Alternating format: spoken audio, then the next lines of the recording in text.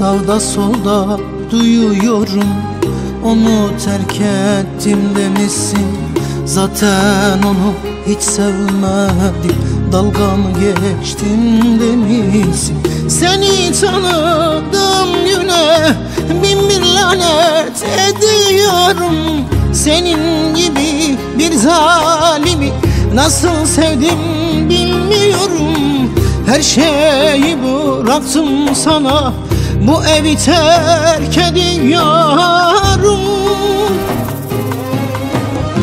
Ellerini tutmadım mı, gözlerine bakmadım mı?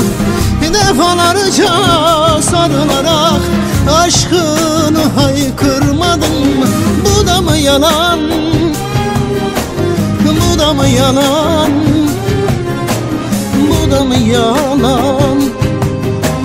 Sahillerde koşmadık mı, el ele dolaşmadık mı?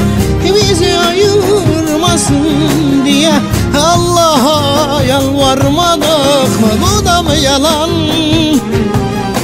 bu da mı yalan, bu da mı yalan?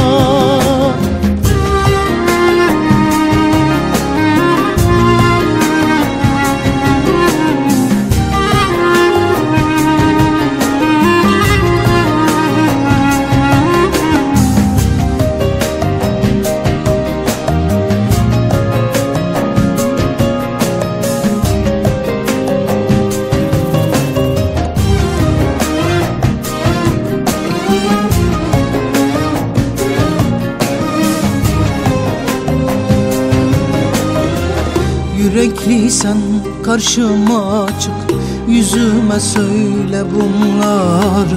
Ancak arkamdan konuşur, uydurursun yalanları. Seni tanıdığım güne bin bir lanet ediyorum.